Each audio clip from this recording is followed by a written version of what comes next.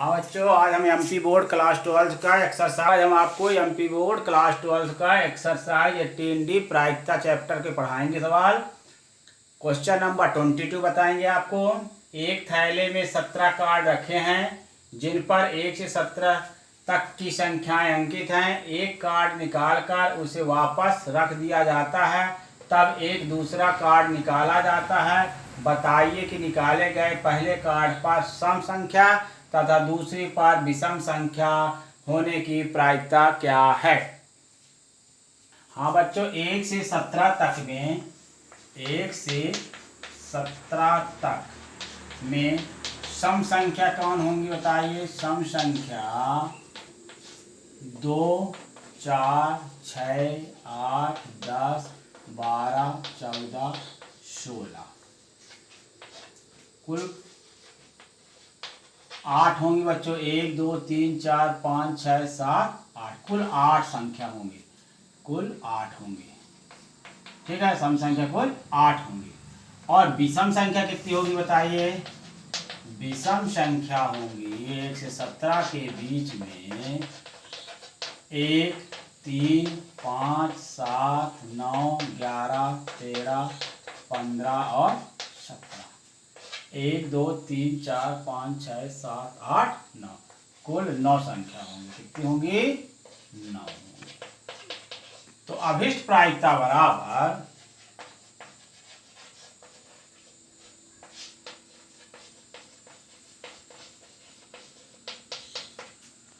8 थे ना, तो 8/17 और गुणे 9/17।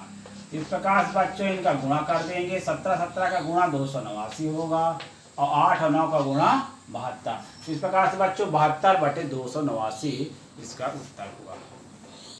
हाँ बच्चों, आप क्वेश्चन नंबर 23 देखेंगे। 52 ताश के पत्तों की फेंटी हुई गड्डी में से एक एक करके 2 पत्ते निकाले जाते हैं। दोनों पान के पत्ते होने की प्रायिकता ज्ञात कीजिए जबकि निकाला गया पत्ता, पहला प्रश्न है, पुनः गड्डी में मिला दिया जाता है और दूसरा प्रश्न है गड्डी में नहीं मिलाया जाता। तो बच्चों इसको हम हल करेंगे।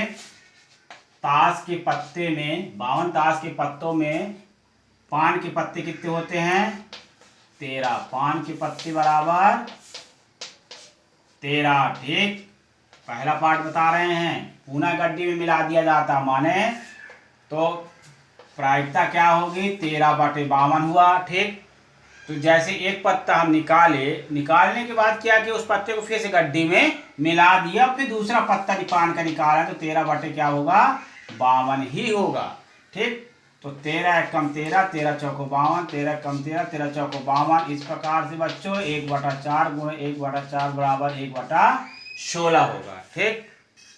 सेकेंड क्वेश्चन बच्चों देखो क्या था कि 52 पत्तों में से पान के पत्ते निकाले जा रहे थे 2 पत्ते, और उसमें से प्रायिकता ज्ञात करना है कि उस गड्डी में से जो निकाला गया पत्ता था उसे नहीं मिलाया जाता, ठीक है ना। तो इसका प्रायिकता बी नंबर का क्या होगा देखो।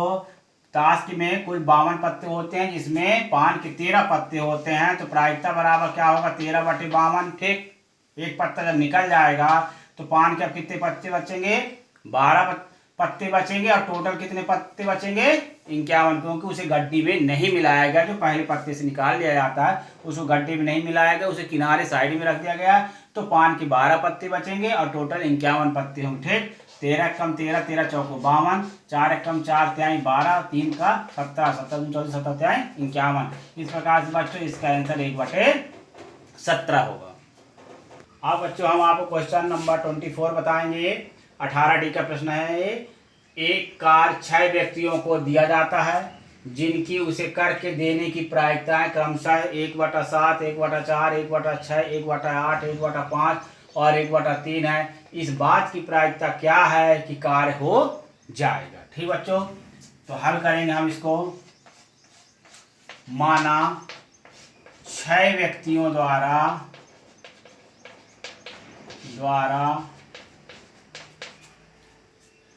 कार्य करने की घटना E1, E2, E3, E4, E5 और E6 है। ठीक बच्चों, तो Pe1 कितना दिया बताओ, 1/7 दिया है। फिर Pe2 1/4, फिर Pe3 1/6, Pe4 1/8, Pe5 1/5, Pe6 1/3। ठीक बच्चों, तो बच्चों अब हम लिखेंगे, कार्य होने का सवाल है ना, तो पहले हम कार्य न होने का निकालेंगे, इसके बाद कार्य होने की प्रायिकता निकाली जाती है। ठीक है, तो अब इन 6 व्यक्तियों द्वारा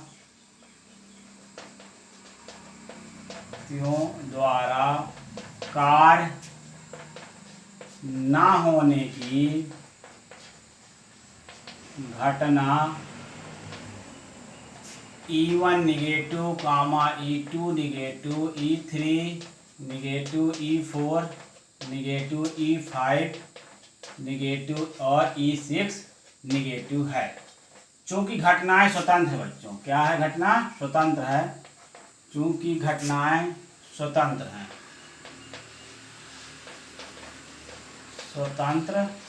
हैं, ठीक, चूंकि घटनाएं क्या हैं, स्वतंत्र हैं, तो किसी व्यक्ति द्वारा कार्य ना होने की प्रायिकता, किसी व्यक्ति द्वारा कार्य ना होने की प्रायिकता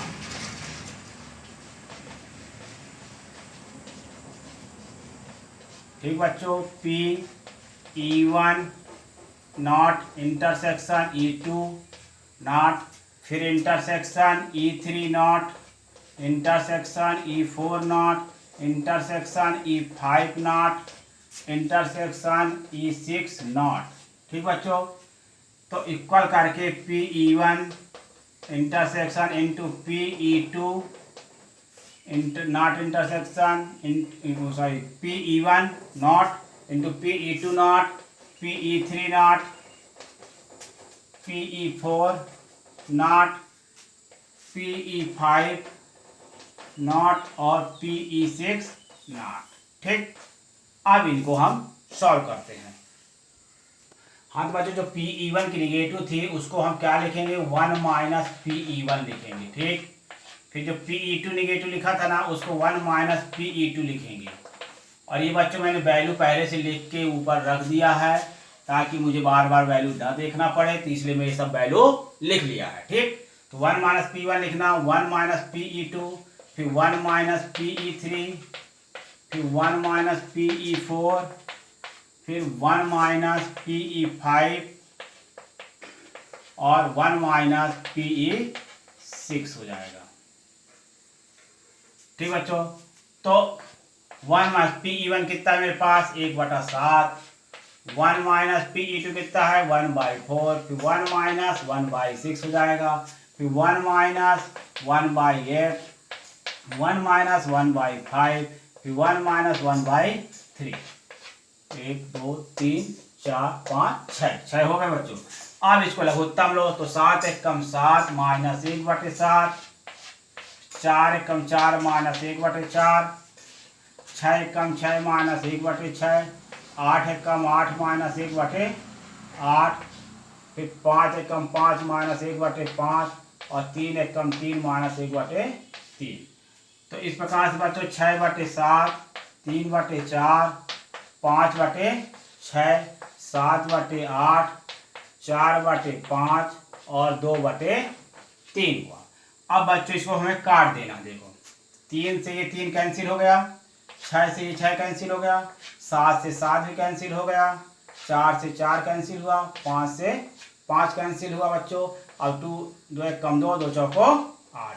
इस प्रकार से बच्चों इसका आंसर क्या आएगा, 1/4 आया। ये अभी ना करने की प्रायिकता। ठीक है, अब हम क्या निकालेंगे, कार्य होने की प्रायिकता। जब कार्य होने के साथ साथ किया जाए ना कोई भी वक्त, जैसे प्रश्न का सवाल है, हल करने के पूछेगा, ऐसे प्रकार से 6 व्यक्ति द्वारा कार्य किए जाने की प्रायिकता पूछा तो पहले हम ना की निकालेंगे, इसके बाद कार्य होने की प्रायिकता को 1 से हम इसको जो आंसर आएगा उसको घटाते हैं, ठीक ना। अब बच्चों कार्य होने की प्रायिकता बराबर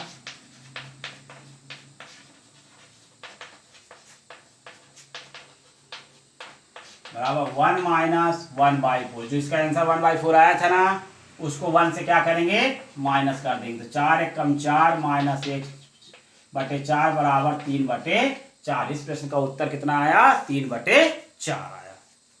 हम लोग क्वेश्चन नंबर 25 देखेंगे। बहुत अच्छा क्वेश्चन है और इम्पोर्टेंट भी है ये। मोहन के 75% स्थितियों में सत्य बोलता है तथा सोहन 80% स्थितियों में सत्य बोलता है। उस घटना की प्रायिकता ज्ञात कीजिए जबकि मोहन सत्य तथा सोहन झूठ बोलता है। ठीक बच्चों, तो हम हल करते हैं इसको। पहले मानते हैं, माना मोहन के सत्य बोलने की घटना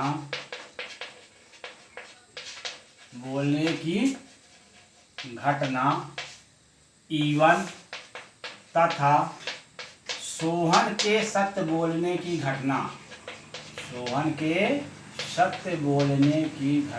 E2 है।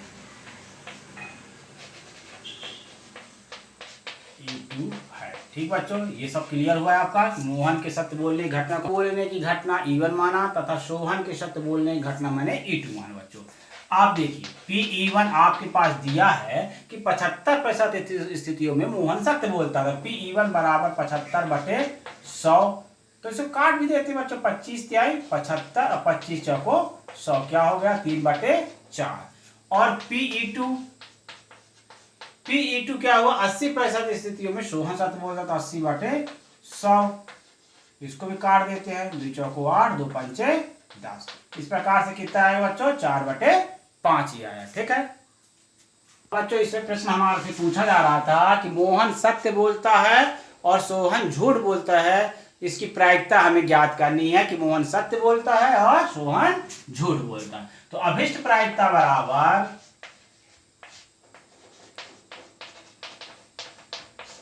P लिखिएगा, Pe1 इंटरसेक्शन E2 निगेटिव लिखेंगे हम लोग। क्या लिखेंगे, हमने E1 E2 माना इसलिए हम E1 E2 लिखेंगे। तो Pe1 इंटरसेक्शन E2 निगेटिव, मतलब मोहन सत्य बोलता है और सोहन झूठ बोलता है। इसका मतलब ये हुआ।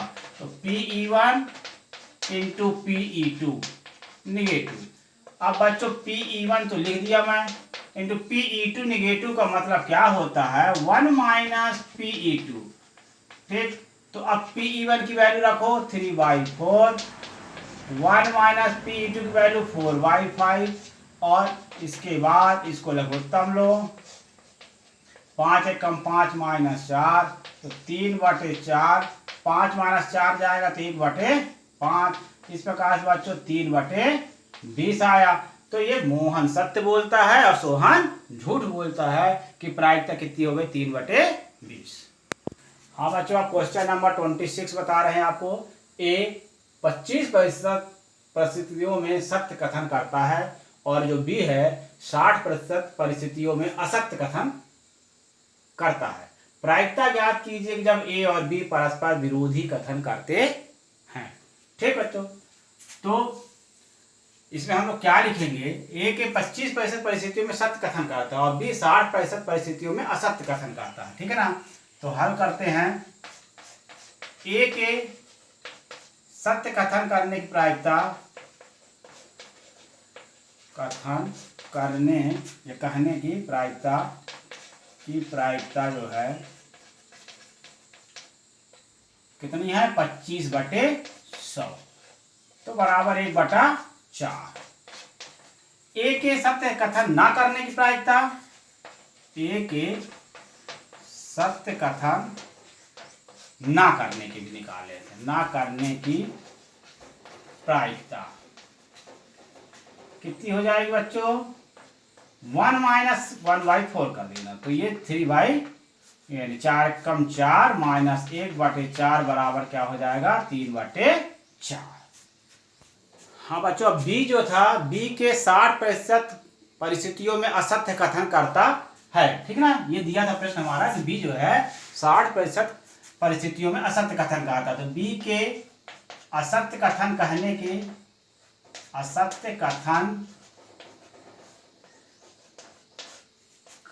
की प्रायिकता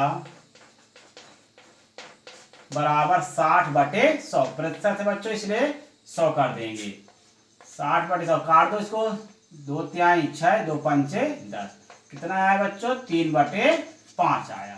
अब बी के सत्य कथन करने की प्रायिकता क्या हो जाएगी, बी के सत्य कथन करने की प्रायिकता बराबर 1 - 3/5 कर देना। तो ये लघुत्तम ले लो, बराबर क्या हो जाएगा बच्चों 2/5। ठीक, इतना क्लियर हुआ।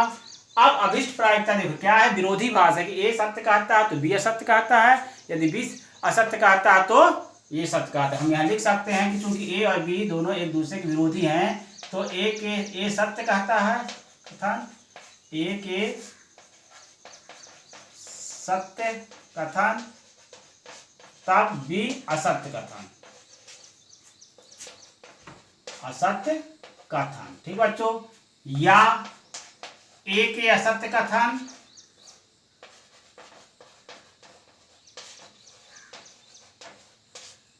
तथा तब बी सत्य कथन, ए के असत्य कथन तब बी के सत्य कथन। ठीक, तो हम लोग इसको क्या लिखेंगे, देखो अभिष्ट प्रायिकता बराबर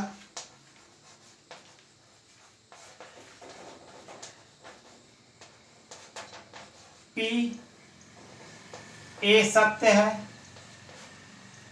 और बी असत्य है। तो अभिष्ट प्रायिकता में क्या लिखे बच्चों, पी ए सत्य बोलता है कहता है मतलब, और बी जो है असत्य कहता है। प्लस लगा दीजिए, प्लस पी ए असत्य कहेगा या असत्य कथन कहता है ए, इंटू पी बी सत्य कहता है। मतलब एक दूसरे का विरोध करते हैं ना, माने ए सत्य बोलता है तो बी असत्य कहता है, यदि ए असत्य कहता है तो बी सत्य कथन कहता है। ठीक, अब दोनों की वैल्यू को रखते हैं। हाँ बच्चों देखेंगे ना, बताया ना ए सत्य कहता है तो प्रायिकता बराबर क्या होगा, इनकी वैल्यू रखना है। अब आपको ए सत्य कथन कहता है तो कितना आएगा 1/4, और ए के अब ए सत्य कहता है तो बी क्या कहता है असत्य, बी का सत्य कितना है 3/5, प्लस ए सत्य कहा बी असत्य क्या, अब ए असत्य कहेगा, ए के असत्य कथन करने मतलब सत्य कथन ना करने की प्रायिकता कितनी हो जाएगी 3/4, और बी के देखो ए के सत्य बी का असत्य, ए का सत्य तो बी का सत्य, तो बी का सत्य कथन कितना हो रहा प्रायिकता, बी का देखिए सत्य कथन की प्रायिकता कितनी है 2/5, यहाँ 2/5 रख देंगे। ठीक बच्चों समझ में आए ना, ए के सत्य कथन करने की प्रायिकता का उत्तर लिखा हूं यहाँ पर देखो तो 1/4, और ये बी के सत्य कथन मतलब असत्य कथन की प्रायिकता कितनी है, बी का देखो 3/5, फिर ए के असत्य कथन की प्रायिकता कितनी है 3/4, तो बी के सत्य कथन की प्रायिकता कितनी है 2/5। अब आपस में इसका गुणा करो, 3 एकम 3/20 प्लस 6/20। इस प्रकार से बच्चों एलसीएम ले लो, इसको लघुत्तम ले लो, तो 3 धन 6 बराबर 9/20। इसको बच्चों हमको प्रतिशत बनाना, क्या बनाना है प्रतिशत। तो हम इसमें देखो प्रतिशत कितने को होता है 100 का होता है ना, इसलिए हम 5 का ऊपर और नीचे इसमें क्या कर देते हैं गुणा कर देते हैं, 9 × 5/20 × 5। 5 के इसलिए गुणा कर रहा हूं ताकि ये 100 बन जाए, मतलब 20 पंचे 100 होता है ना, इस प्रकार से प्रतिशत बनाने के लिए मैं ऐसा कर रहा हूं। तो 9 × 45/100 बराबर क्या लिख सकते हैं बच्चों, इसको 45% कथन में एक दूसरे के लोग विरोध करते हैं। अब बच्चों आप क्वेश्चन नंबर 28 हम देखेंगे। ए किसी लक्ष्य को 5 बार में से 4 बार, और जो बी है 4 बार में से 3 बार, तथा जो सी है 3 बार में से 2 बार भेज सकता है, वे तीनों एक साथ निशाना लगाते हैं, तो कम से कम 2 व्यक्तियों द्वारा निशाना लगाए जाने की प्रायिकता ज्ञात कीजिए। कम से कम का मतलब क्या है, इसमें कुल कितने लोग हैं 3 लोग हैं ना, ए बी और सी, तो कम से कम 2 बोला ना, तो 2 के लिए भी निकालेंगे और 3 के लिए भी निकालेंगे और दोनों के उत्तर को फिर क्या करेंगे, जोड़ देंगे, तो हमारा अभिष्ट प्रायिकता होगी। ठीक बच्चों, समझ में आया ना, कम से कम 2 बोला है, तो हमारे पास कुल व्यक्ति कितने हैं, 3, ए बी और सी, तो इसलिए कम से कम जब 2 बोला है जिसका मतलब होता है 2 निकालोगे और उससे ज्यादा भी निकालोगे, मतलब 3 भी निकालोगे, दोनों के आंसर को प्लस करना। ठीक है तो हम लोग क्या करते हैं, ए के किसी लक्ष्य को भेजने के, माना ए के किसी लक्ष्य को भेजने की प्रायिकता, ए की किसी लक्ष्य को भेजने की घटना को हम क्या मान लेते हैं, E1 मान लेते हैं, तथा बी के किसी लक्ष्य को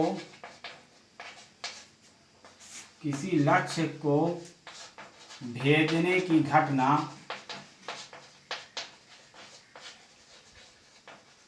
इसको हम E2 मान लेते हैं, तथा सी के किसी लक्ष्य को भेजने की घटना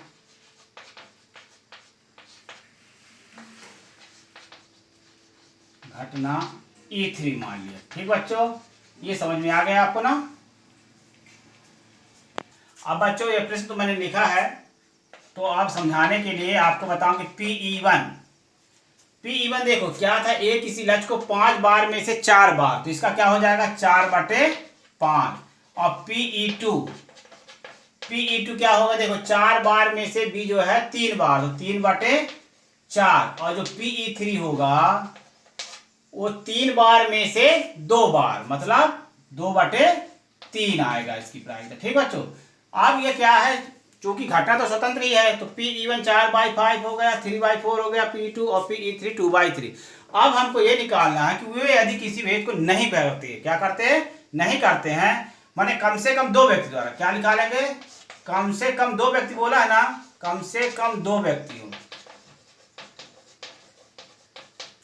तो कम से कम 2 व्यक्ति द्वारा भेदन करने की जो प्रायिकता निकालना है, तो 2 के लिए निकालेंगे और 3 के लिए। तो अभी हम प्रायिकता निकालना है, ज्ञात करना है, लिख देते हैं। ठीक, ये समझ में आ गया।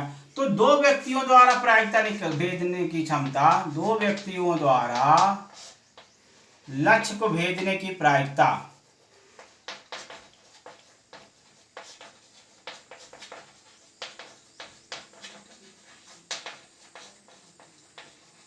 क्या लिखेंगे बच्चों, देखना, P लिखा, E1, फिर E1 E2 भी लिख देता हूं, E1 intersection E2 intersection E3 negative कर दो। ठीक, ये हो जाएगा, यूनियन लगा दो। P लिखो, यहां बिग ब्रैकेट दे देता हूं, E1 intersection E2 intersection E3 union, फिर E1 इंटरसेक्शन E2 निगेटिव कर दो, इंटरसेक्शन E3 कर दिया। ठीक, फिर यूनियन लगा दिया, E1 निगेटिव कर दो, इंटरसेक्शन E2 और इंटरसेक्शन E3। ठीक बच्चों, मतलब कम से कम 2, तो 2 लोग साधेंगे और तीसरा व्यक्ति जो है निशाना नहीं साधेगा, तो इसलिए E1 और E3 हो गया, E2 नहीं साध पाया तो निगेटिव कर दिया, E1 निगेटिव कर दिया तो E2 और E3 कर दिया। ठीक, हाँ बच्चों, तो अब हमने ये लिख दिया, कम से कम 2 के लिए बोला था, तो ये हम 2 व्यक्तियों द्वारा लक्ष्य को भेदन करने की प्रायिकता निकाल रहे हैं। तो इसको और डिटेल करेंगे अभी हम, Pe1 और into Pe2 into Pe3 negative, plus लगा देंगे, यूनियन प्लस में चेंज हो जाता है, Pe1 into Pe2 negative into Pe3 plus Pe1 negative into Pe2 into Pe3। ठीक बच्चों, आप ध्यान दो, Pe1 का मान कितना देखो 4/5 है, Pe2 का मान कितना है हमारे पास, ऊपर हमारे लिखा है 3/4 है, Pe3 का मतलब कितना बताया था 1 - Pe3 कर दो। ठीक, बाद में वैल्यू रख देंगे। Pe1 का मान कितना है 4/5 है, Pe2 निगेटिव है, इसको 1 - Pe2 कर दो, फिर Pe3 का मान कितना है 2/3 कर दो, प्लस लगाओ। आप ध्यान दो, अगला है पी ई वन निगेटिव, तो 1 माइनस पी ई वन करो, और पी ई टू की वैल्यू कितनी है 3/4 है, और पी ई थ्री की वैल्यू कितनी है 2/3 है। अब ध्यान दीजिए 4/5 इंटू 3/4 इंटू 1 माइनस जो पी ई थ्री था, पी ई थ्री मेरे पास कितना था 2/3 है, plus 4/5 1 minus P E two की वैल्यू कितनी है 3/4 है इंटू 2/3 है, plus 1 minus P E one की वैल्यू कितनी है 4/5 और 3/4 इंटू 2/3। तो अब बच्चों ध्यान से देखेंगे 4/5 आया, 3/4 हुआ, इंटू 3 1 जा 3 और -2 कितना आएगा बताओ 1/3 लिख सकते हैं डायरेक्ट।